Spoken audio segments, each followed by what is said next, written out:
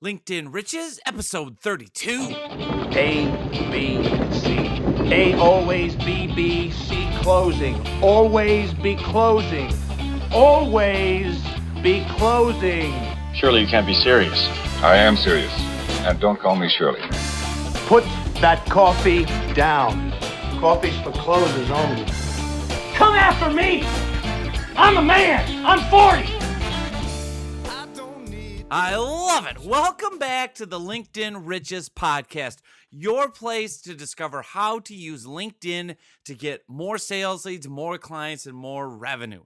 My name is John Nemo. I am so excited that you're here. And oh, do I have a special treat today? I do. I have a great guest. His name is David Newman. He's an incredibly funny guy, very entertaining. You're going to have a blast listening to this interview. But more importantly, I was blown away with all the tips that he gave, all the actionable, practical tips that he gave. And so what you need to know about David Newman is he is a best-selling author, a speaker, a coach, a consultant. He helps people build their platforms online. He has a company called Do It Marketing. You've probably seen him or heard him online somewhere. He's really well known. So I was really excited to get a chance to sit down with David one-on-one for an interview and really talk about the ins and outs of building a powerful platform, be it on LinkedIn or elsewhere, how to use speaking to grow your business, how to market yourself, how to brand yourself. We went in a bunch of different directions on this interview, and it was really fun. More importantly, get out a notepad, make sure that you're in a place where you can replay certain sections of this or write certain things down, because he really did share a lot of very good content. I went back actually and was taking notes myself. So with all that said, without any further ado, I want to dive into the interview with David Newman. All right, I could not be more excited to be chatting with David Newman, the man, the myth, the legend.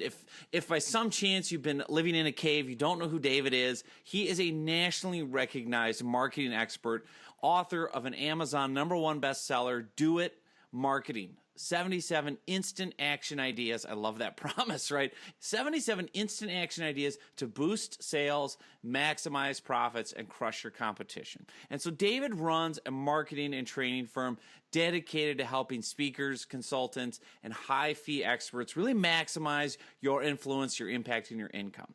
And David, God, he's been everywhere, right? So his marketing advice has been featured and quoted everywhere you've seen him, right? New York Times, Investors Business Daily, Sales and Marketing Management, Selling Power, Forbes, Fortune, Entrepreneur Magazine, hundreds and hundreds of different media outlets all over North America.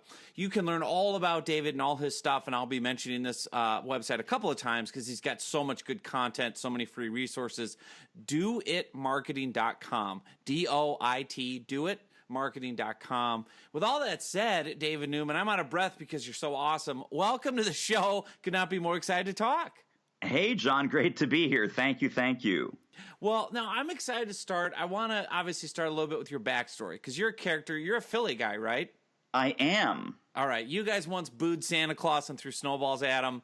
I had to go there right away. Not a fun sports town for sure. Now, tell me how you got into this business. Kind of give us kind of the backstory of the life and times of David Newman. I'm fascinated to learn how you got to this place. Well, so do you want the good, the bad, or just the ugly? I like because I got some of everything. Hold nothing back. This is no holds barred. So very quickly, I went to college and graduate school for theater, and I was doing some off-Broadway and off-Broadway, and in some cases way the heck off-Broadway, directing and stage managing and assistant directing. Did that for 4 years professionally in New York City, and that did not really end up paying the bills. So during that same time, I got a teaching job at my graduate school. And after 4 years of plugging away at this, arts career, theater career, a friend of mine says to me, "Hey, David, you seem to be pretty good at this teaching stuff. You can do that for companies, and it's called corporate training, and you might be able to make a living doing that." So that kicked off my 10-year corporate training and consulting career. Did that for 3 big consulting firms and technology firms. I worked for Towers Parent. I worked for PeopleSoft, Oracle, big companies like that. And then January 1st, 2002, I went out on my own as an entrepreneur. I figured, hey, I've been doing this speaking, training, consulting thing for these big giant companies. How hard can it be to do it on my own? And John, as you well know, because of course, we've talked about your checkered past in this arena, it was really, really hard. And I made every mistake in the book. I made the good ones twice. Overspending, underspending, trusting the wrong people, being a jack of all trades, master of none, bumping into every brick wall, every dead end, walking into every manhole cover that was opened in front of me. And it took me about 3 years to get my footing as an independent entrepreneurial speaker, consultant, and author. And even then, I just, the theory was even a blind squirrel occasionally finds a nut. So I started getting these corporate training contracts. I got a big gig with IBM. I did a big gig with Microsoft. I got some training dates with QVC, the big TV retailer. And then other consultants and other speakers would come up to me and say, hey, can we have breakfast? Can we have lunch? Can I pick your brain? Can we go out for coffee? And I started giving advice to these folks, not only just barely having tasted the first signs of success myself, but they thought I totally had it nailed down. They thought I had this all locked up and figured out. And to some extent I did. But then as I started coaching and mentoring more authors and speakers and people just like me, and I was doing more corporate work at the same time, I realized, you know what? I'm not really loving the corporate folks, but I'm really loving the entrepreneurial speakers and trainers and consultants that are coming to me for help. So why don't I start to put some structure behind that and start to coach these people and teach these people and mentor these people? And then for about a 3-year period between 2005 and 2008, I was running my own training company, but slowly dialing that back as I was dialing up my entrepreneurial speaker, coach, author training programs. And then I totally flipped the switch in 2009. And that's all I've been doing ever since is coaching and online courses and training programs to help speakers and authors just like me when I was back lost in the woods and slowly going broke and making all the mistakes. If I had a David Newman in my life back 14, 15 years ago, it would have been a very different story, and I could have cut out the 3.5 years of struggle and financial sadness and going broke. Yeah, where were you a couple years ago, man? I know. Tell me about it, right? Well, we all need someone to help us out in those first couple of years. That's why you're here. That's why you're part of the LinkedIn Riches podcast now. What I love about your story, is obviously there's a bunch of things that jump out, but I have a key question. And obviously you're a theater guy. You're obviously comfortable on a microphone, comfortable on camera, I assume, comfortable in front of an audience. For the coaches, the consultants, the small business owners, the trainers who aren't, or who, fear of public speaking is like people are more afraid of that than death, I think. What's your advice that you're going to give people who are shy, introverted, or just uncertain about it? I mean, obviously that's got to be a core question I imagine people come to you with, where they say, I want to share my knowledge, I want to share my expertise, I want to build a business with speaking, but I'm terrified. What do I do? How would you respond to that? Absolutely. Well, so I'll give you a couple of things. I'll give you a couple of resources. The couple of ideas or things to think about is there are so many different ways to engage an audience. And John, I'm sure you get this too. You say, John Nemo, he's so funny, he's so personable, he's so outgoing. David Newman, he's so goofy, he's so dynamic, he's so high energy. You don't have to be any certain way. There are thought leaders and experts and entrepreneurs and business owners that are very engaging but very quiet. They're very engaging, but they draw people to them. Instead of broadcasting, having a big voice and a big personality, kind of like guys like you and me like to have fun with that. Right. But it's a complete spectrum. So you don't need to be a circus act. You don't need to be an exaggeration. You don't need to be, taking on these personality traits that are not comfortable to you.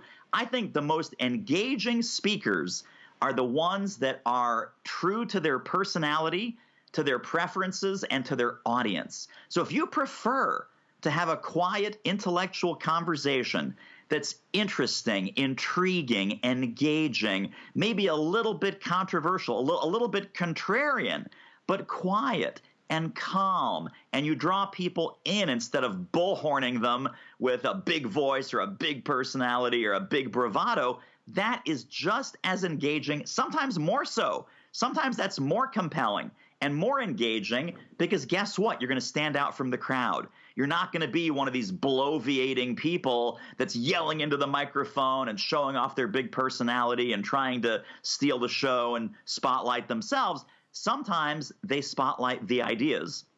Sometimes they spotlight others. Sometimes they hold up a mirror, right? These quiet, introverted experts, sometimes their real expertise is holding up the mirror to the kinds of clients and audiences and corporations and groups and individuals that they want to work with. And they say, hey, gang, there's some things that are working in your business, in your career, in your life, with your money, with your health, with your weight loss, with whatever the topic happens to be. There's some things that are working and there's some things that are not working. And I'm just here to ask you some questions. I'm just here to help you with some introspection. So again, I just want to dispel this idea that you have to be this rock star, awesome, mega personality to leverage speaking to drive leads and clients and revenue in your business, because you don't. The other resource that I would share with people is if you do want to get better as a quote unquote platform speaker, find your local Toastmasters club. I mean, people, and again, all different kinds of people, big personality, little personality, shy, introverts, extroverts, dynamic people, analytical people. Everybody can benefit from Toastmasters training. There is a group near you. They're in every community all over the place. And it is a fabulous training ground, and it's like a personal trainer, a personal gym where you can go and work out your speaking chops. If you really have some issues about getting up in front of a group, they will help dispel those, and you will be the speaker that you want to be, just as far as the speaking skills and the platform skills. But again, I think a lot of people have natural talent that that they're shy about, or that they don't think is good enough, because they're trying to compare themselves to a John Nemo or to a David Newman. And my friends, the idea is improvement, not comparison.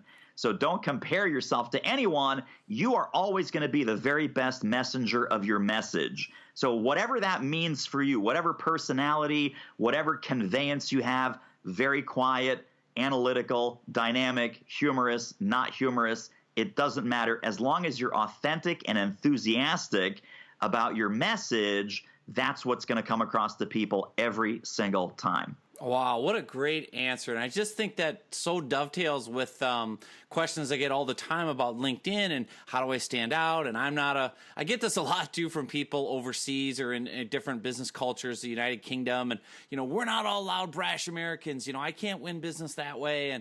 And I always tell them, David, just what you said, which is just be yourself. Also, I think the key thing I want our listeners to hear is you're going to attract the right kind of crowd that way, right? You're going to attract people who like your presentation style, who like the way that you present and share your information, your ideas. They're going to want to do business with you because you're their type of person. Whereas if you're faking it, A, people can see through it, and B, it's inauthentic, and C is you're going to attract the wrong crowd, right? And you're not going to be happy because you're going to be just kind of pretending. And I love what you're saying here, and I love this approach on LinkedIn too, is just be the best you, right? That's what makes you unique. That's your advantage in the marketplace, is your personality, your quirks, your sense of humor. And the other big thing, David, I want to get into, and I know you do this with all your different trainings and modules, is really that, knowledge sells, right? Teaching sells. And so talk me through a little bit about, I know you do this with your premium trainings, your free resources, but give me some advice if I'm a speaker, a coach, a consultant.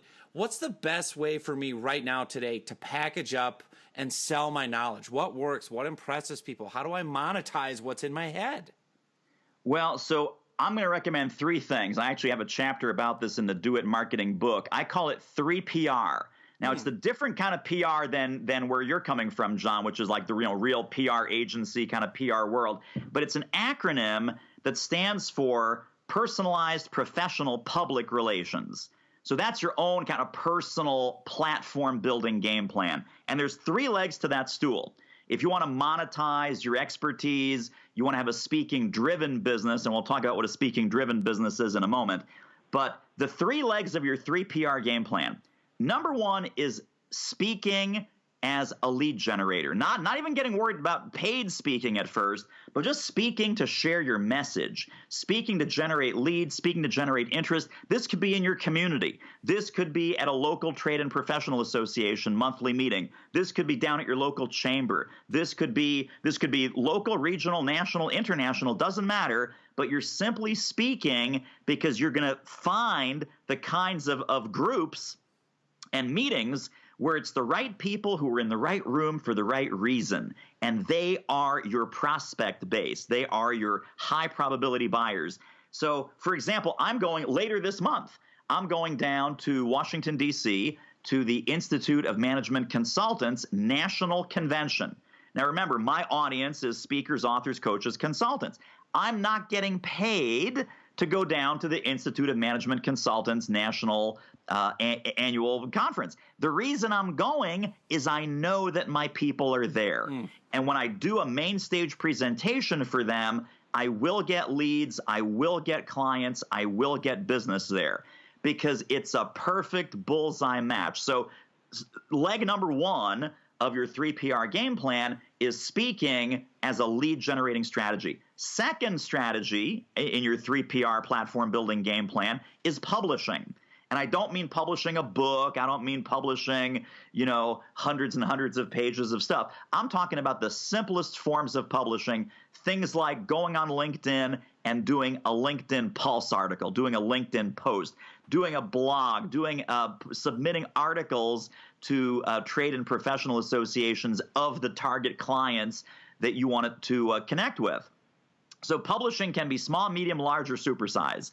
I know, John, you've got a fabulous book. I've got a fabulous book. People say, oh, my God, I have to write a book. You don't have to write a book. It might end up with, down the line, you want to write a book, and that becomes another part of your platform building strategy. But right now, just publish something somewhere where your target market has a high probability of seeing it, resonating with it, and engaging with it. And the best place to publish is where they're already looking. Yes. So guess what, gang? They're already looking on LinkedIn. They're already looking at their feed. They're already looking at their news. They're already looking at the groups that they belong to. So why wouldn't you want to participate in all the LinkedIn publishing wonderfulness that's out there? That could be a very simple, very powerful publishing strategy. Third strategy is social media. And obviously, John, as you well know, LinkedIn is the number one social media for business. But any other social media, be involved a little bit on Facebook, get involved in Twitter. Don't do everything. The mistake I see a lot of entrepreneurs and speakers and coaches and independent professionals make is they think they have to be everywhere. I would focus on the big 2 or 3 in your industry, in your market. So whether that's LinkedIn and Facebook, LinkedIn and YouTube, LinkedIn and Twitter, whatever it is, I guarantee you it's LinkedIn. Right. Sure. But it's going to be 1 or 2 platforms where you simply want to start to build a following, build a tribe. There's another chapter in the Do It Marketing book that I call Build the Tribe Before the Tent. Right? We're also concerned about building the tent, and the tent is our business, and the tent is our opt-in landing pages, and the tent is all this stuff, our services, our programs, our product. And now we say, okay, gang, come on into the tent.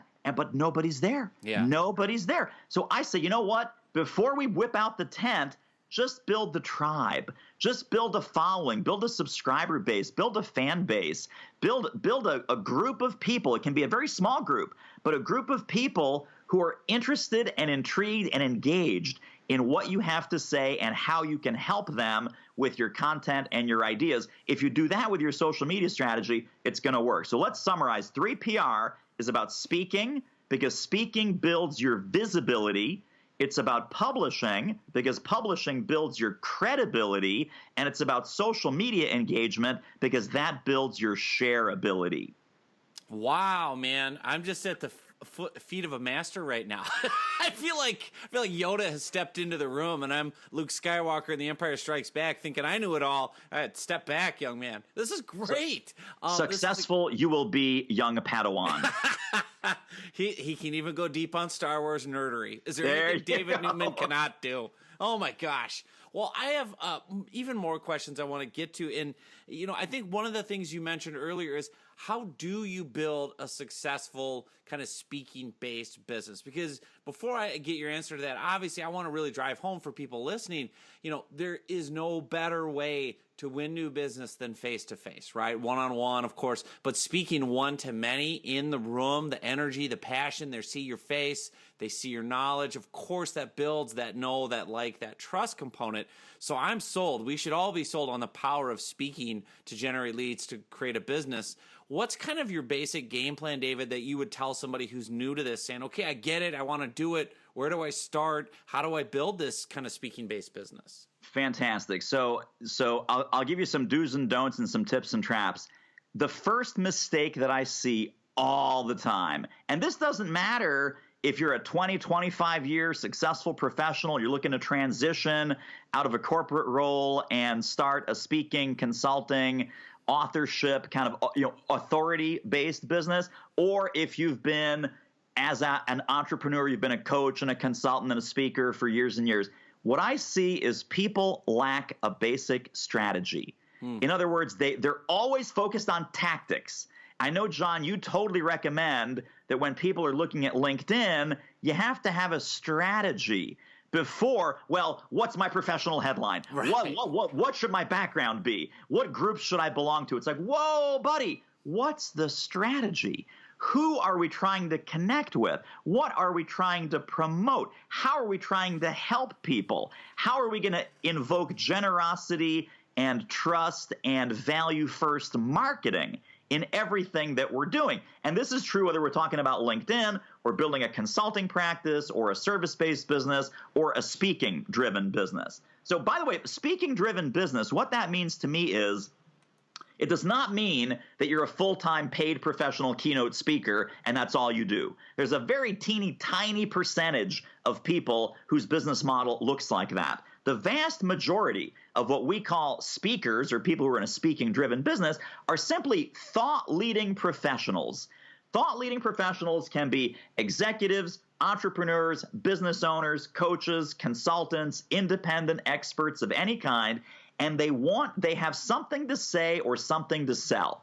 And now the good news is that as experts, we always have something to say. And if we're professional experts and we're entrepreneurial experts, we're always going to have something to sell. Right. We're going to have a speech or a course or a training workshop or a seminar or a consulting program or something where we can really help our clients on a deeper, more sustained level on a paid professional basis. So, number one, have a strategy. And by that, it breaks down to two very simple questions. And this will help you with LinkedIn too, of course. Number one, what people do you serve? Number two, what problems do you solve? And if I were to sit down with, any one of our listeners right now, John, and say, let me ask you two simple questions. Let's grab a Starbucks. Let's sit down. We'll have a little latte, cappuccino, whatever. Tell me, what people do you serve? The answer would probably be, anybody with a checkbook, anybody with a pulse, anybody who wants what I have to sell. This applies to everybody. Right? It's like LinkedIn. Well, everyone needs LinkedIn. Everyone needs to have a speaking. Everyone needs to be a better leader. Everyone needs to get in shape and be on a good diet and a health plan. Well, okay, that is called boiling the ocean. You try and boil the ocean, you're going to lose. Because when you market to everybody, you're really marketing to nobody. So that's problem number one. Problem number two, or question number two, rather, is when I ask you, what problems do you solve for those people? A lot of people give me the answer in terms of inputs. Well, this is going to help you have a better LinkedIn profile. Well, you'll be a more effective marketer. Well, you'll be able to get, more whatever. It's like, no. You have to go to the four things that everyone cares about: value, impact, results, and outcomes. I know, John, you're masterful at when you redo someone's LinkedIn profile, it is 100% bullseye focused on value, impact, results, and outcomes. What I do, how I help, how it's different, all those kinds of things, right? So but when we're talking about a speaking-driven business, if you say, I help high-level women executives in the technology industry overcome gender bias and solve diversity and inclusion problems, that is a bullseye business. That is an exact who do I serve, right? Example, women, highly placed women executives in the technology industry. What problems do I solve overcoming gender bias and diversity and inclusion issues? That is a multi-million-dollar business. I happen to have a client who's in that exact multi-million-dollar business, and she's very, very successful. Could she go out there and say, oh, gender diversity, inclusion, every company, small, medium, large, everywhere, everyone needs this. Right. Oh my God, it's about women, it's about midgets, it's about African Americans, Hispanics, Latinos, LGBTQ. Okay, slow down, right? We have to be very selective on a strategic level in answering these two questions. What problems do we solve? What people do we serve? That's mistake number one. Once you've solved that, I think then it's just a question of handpicking the marketing tactics that you personally find easy, effortless, and enjoyable. Because guess what, John? If they're not easy, effortless, and enjoyable, like I have fun with LinkedIn. I love going on LinkedIn, connecting with people, making requests, accepting requests, getting to know people, getting involved in some of the high probability, profit-rich groups that I'm a part of. There aren't many. There's 5 or 6, and I never spam those groups, but I always love to kind of keep my finger on the pulse of what are people asking about, what are some of the discussions that are going on, because it gives me a much better idea of how I can help and how I can serve that laser-specific target audience. So I think having tactics that you find easy, effortless, and enjoyable, and letting the rest go. Meaning, if you love speaking, like, we're doing a speaking strategy now. So a podcast is a beautiful speaking strategy. You're a host of a podcast, you're a guest on podcasts. Both sides of what John and I are doing right now is a speaking-driven strategy. You love doing webinars, another speaking-driven strategy. You love speaking live to groups, fantastic, speaking-driven strategy. If that's what you love, go do that. If you hate doing this, let's say you love to write. I would use writing-based strategies.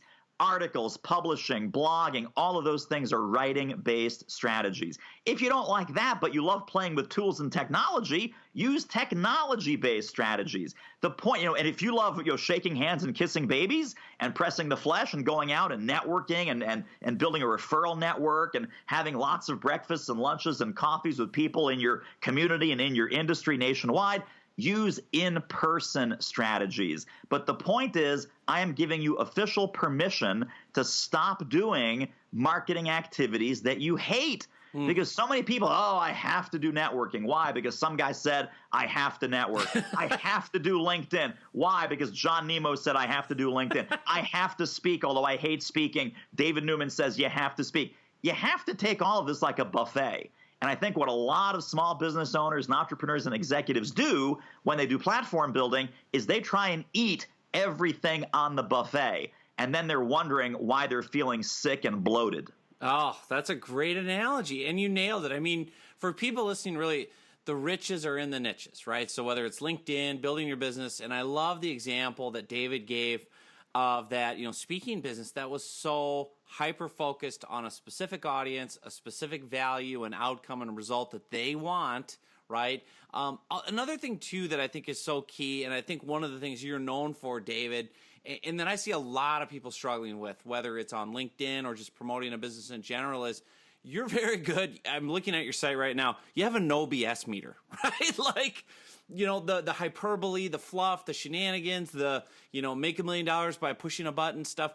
You're not somebody that does that traffics in that. Explain to me why it's so important, because so many people teach that and so many people emulate it and then they feel just dirty afterward, right? Tell me how we get away from that and what we do instead. Yeah, well, so, you and I are probably in the 2 worst industries for that, right? So there's like online marketing, social media, that whole category. And then there's kind of the speaker, author, wannabe, dream peddlers, the people that want to take your dream and sell it back to you for a price. So in the, you can be $1 million speaker and $1 million this and $1 million that and all that horse crap. So I think it's very, very important that the folks listening, obviously you're already connected to someone fabulous, namely John Nemo. So John tells it like it is, no fluff. Yes, LinkedIn is work. Yes, there's a system. Yes, there's a proven process. If you follow John's teaching and connect with his trainings, you will get that exact system and process. No fluff, no hype, no BS. I like to, I mean, the reason that we get along so well and the reason that I love working with you and then hopefully, you love working with me is that we're on the same exact path when it comes to the no BS meter. There are so many people that say, oh, just, put up a website and, pay me $5,000 to shoot your video and I'll get you in front of all these meeting planners and conference producers and the magic will happen. And when people come to me, John, and maybe it's the same with you, but when people come to me, they come to me already disappointed, a little bit heartbroken, and a little bit cynical. Yep. And they're thinking, all I've heard is this purple unicorn magic fairy dust, that there's a speaking business out there, that there are corporations, associations, and groups that supposedly pay $5,000, $10,000, $15,000 for speakers, and that there's 7,000 business meetings every single day in the United States, and that's a statistical fact from the meetings industry, 7,000 meetings, wow, business meetings a day. I'm not talking about weddings and bar mitzvahs and rentals. I'm talking about 7,000 business meetings in hotels, in conference centers, and convention facilities. There's 7,000 at-bats for every speaker, every expert, every thought-leading professional. Yet, because we've been sold this bill of goods, a lot of people don't see or can't connect with real buyers who have real budgets to bring in real paid professional speakers. And that makes me sad because just like people say, oh, well, Leo, I've been on LinkedIn for 5 years, John, and it hasn't worked for me. Right. Well, they don't know how it works. Right. Of course it hasn't worked for them. They have no idea what to do. They put up a profile and they think the magic's going to happen. Just like putting up a speaker website and thinking, well, the magic's going to happen. Yes. Or putting videos on YouTube, the magic's going to happen. This takes care and feeding every single day, like any other entrepreneurial business. Believe me, folks, if you opened up a restaurant, let's say you opened up a beautiful restaurant, you're paying $10,000 a month rent, you've got 10 staff, 5 in the front of the house, 5 in the kitchen, you hired this world-class chef, your staff costs are $20,000 a month, you're turning on the lights, utilities, your overhead is $40,000 a month. That's more than $1,000 a day. Wow. And you open the restaurant, and then on day one, nobody comes in. Nobody comes in for breakfast. No one comes in for lunch. No one comes in for dinner.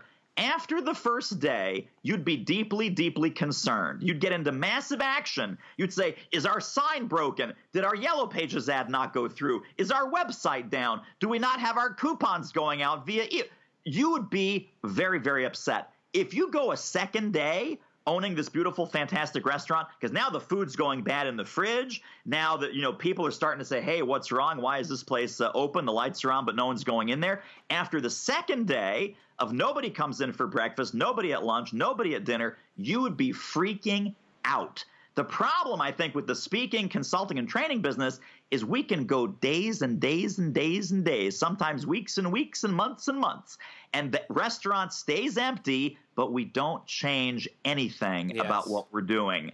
And I know, John, that you had this breakthrough because you went through that same, oh, my God, no one's buying. What do I do? How do I get into this? You found out some strategies that on LinkedIn that worked beautifully, but it's never on autopilot, and it's never set it and forget it. You always have to build your prospecting strategy on LinkedIn. You always have to build your prospecting and lead generation strategy as a speaker and as an expert. And the way I look at it, and I know, John, you and I have the same opinion about this, it's not about pitching and pushing. It's about helping and serving. It's about 100% about helping and serving. One of the things that I say in my course and in my seminars that I do live, I say, if you don't like the word marketing, throw out the word marketing. You don't like the word sales, throw out the word sales. Your only job in life as a thought-leading entrepreneur to have a multi-six-figure business, maybe even a 7-figure business at some point. The 4 words you need: offer, value, invite, engagement. That is your full-time job. Offer value, invite engagement. On a small little baby level, offer value is, let's put out a LinkedIn post. Invite engagement is, hey guys, what do you think? Pop a comment below. Like, share, subscribe, opt in. It's a micro action. When I say invite engagement, I don't mean on your first contact with somebody, you beat them over the head and say, buy my stuff, buy my stuff, buy my stuff. but you invite them. Have a look at this article. Like it, share it, leave a comment. What do you think? Download some other related resource. Join my list. Whatever it is, it's a baby step. And then, as John said, once you've got the the no-like trust factor engine up and running, where you've got a system and you've got a process where you can start to systematically start to scale these numbers up of the people with whom you're offering value, inviting engagement, believe me, the sales will start to come. The leads will start to come. Hey, John, can you help me with my LinkedIn? Hey, David, I would like to look at your course about how to have a speaking-driven business. How does it work? Is there a webinar? Can I see some videos? Is there a blog post? The answer is yes, yes, yes, and yes. John and I both have resources, a ton of resources for free, some resources for a little bit of money, some resources for a medium amount of money, and some resources for a whole lot of money. So you can invest anywhere from $0 to big bucks, and we are here to help you. And that's the same philosophy and mindset that you need. So last point on this, John, I call this happy meal marketing in my seminars, in my live programs. Happy meal marketing means people should be better off just having experienced your marketing, even if they never buy. People who buy from us get a beautiful 7-course meal with the steak, the potatoes, the vegetable, the white linen tablecloths, the silverware, the different wine with every course. They get the full Monty. But even people who don't buy should get a happy meal, meaning that nobody leaves any sort of contact with you. Nobody leaves hungry. That they all are better off just if they've experienced your marketing and your teaching, even if they never buy a paid product. Because that's how to build goodwill, that's how to build momentum, that's how to build referrals, and that's how to build a lasting, sustainable client base. Man, I love it. And I think that is so true, David. And this is what I see, that big mistake with people on LinkedIn and in general with business contacts is, okay, I found somebody who should be my ideal audience. I'm going to try to sell to them. And it's like, you can't marry them on the first date, right? Like, you have to court them. And I think the phrase I always put out in my trainings too is, your content is currency, right? You have to buy the time and attention of a prospect. You do that with your content, your speaking, your podcasting, your training video, your blog post, whatever it is. You've got to demonstrate that you know what you're talking about. It's one thing for us to claim authority and claim someone like David. It's not like David just claims he can help you. Like, he's got proof, right? He's got not only the testimonials and the background and all the amazing success stories of his students, but he's also got the content. You can see his free content. I'm honestly, what I've learned today, there's stuff I've never heard before that I would gladly pay David for. So the check's in the mail. But I mean, seriously, like, there you go. He's bringing value just here that I know people are scribbling notes and pulling the car over and going, damn, I got to write those 4 words down. What were those again? I'm going to rewind. Like, that's the idea with this, right? Is his content, David's content today is his currency to buy your time and attention. And I love the model that you set up, David, of, hey, you want to come, go to doitmarketing.com. There's a million free resources. Dip a toe in the water. Test me. See if I really know what I'm talking about. You want to jump right in. You know what you need. Here's a paid resource, right? Here's this, here's that. And so if you think of it that way, it really is a smart way to market. And I love also too, it's so true, the big promise, the big lie, the big myth out there that people are selling is set it and forget it, push a button, I'm a millionaire, here's my beach video, laptop lifestyle. It's like, you still have to work. You still have to put in effort. You have to refine and tweak and adjust what's working. I'll say this to my audience, like, the webinar I ran 2 months ago doesn't work anymore. I had to redo it. Right? Things have changed. Things have changed. So it's never a done deal, but we do live in the best time ever to sell your knowledge, to scale it, to build it, to automate it. And I could go on forever with you, David, but here's what I want to do. I want to get people in your hands. I want them using your resources, free, paid, whatever. What are the best ways that they can start working with you, connecting with you, all those good things? Sure. Well, as you said, John, really the command central of my whole world, with a ton of free resources and downloads and goodies and webinar invitations. And because I try and do a webinar at least once or twice a month. Sometimes it's once or twice a week, and it just goes all over the place depending on what we're doing. But lots of free teaching and training and downloads and tools at doitmarketing.com. If people do want to pick up the Do It Marketing book from Amazon, there's a whole bunch of another set of free tools that are companion tools to the book, and those are at doitmarketing.com/book. So that's the place to go. There's a blog up there. There's all kinds of, I got a platform builder video series for you. Speaker booking machine cheat sheet is up there. Lots of goodies just to kind of get you going, get you out of the starting blocks, and get you excited about building the speaking-driven business that you've always wanted. And one of the things I'll say before we finish about David Newman that I really like, and one of the reasons I wanted to share him with my audience, and I'll be blogging about him, and we'll be doing some webinars with him and things like that, and this was kind of an introduction to meet David, is he's walked all those paths. Like, it's not just a fun backstory. Like, he booked speakers for a living. He, got himself speaking gigs. So he knows both sides of the fence. Like, if you want to get speaking gigs, he knows exactly what the bookers are looking for, right? Like, that's invaluable, because I don't know many speakers or people that teach speaking that actually spent years and years booking speakers like David did. So those are the types of things that with you and your business, think about what are things that make you unique and invaluable to clients, the experiences you've had where you can say, I've walked in your shoes to an audience type, I've done both sides of the fence, and that is going to help me get you the result you want. So those are all great things about David. Like I said, he practices what he preaches, and you can hear it, and you got it today just in this brief chat. So go to doitmarketing.com, download, buy all his stuff. It's amazing. I can't recommend David enough. So with all that said, David, thank you so much for being on. It was so much fun talking to you today. John, always great to be here, and we'll talk soon. What a great conversation with David Newman. So thankful that he came on the LinkedIn Riches podcast. Man, that was some serious value he brought. Hope you enjoyed it as much as I did. Let me know what you think as well. Leave me a review in the iTunes store, on Stitcher, anytime you like. Go to LinkedInRiches.com. LinkedInRiches.com. You can get all kinds of free LinkedIn tips. You can get a free copy of my best-selling book. We can carry the conversation onward, especially as it applies to LinkedIn, with all the amazing stuff going on that platform right now. So again, thank you so much for listening. My name is John Nemo. You've been checking out the LinkedIn Riches podcast, and I will see you on the next episode.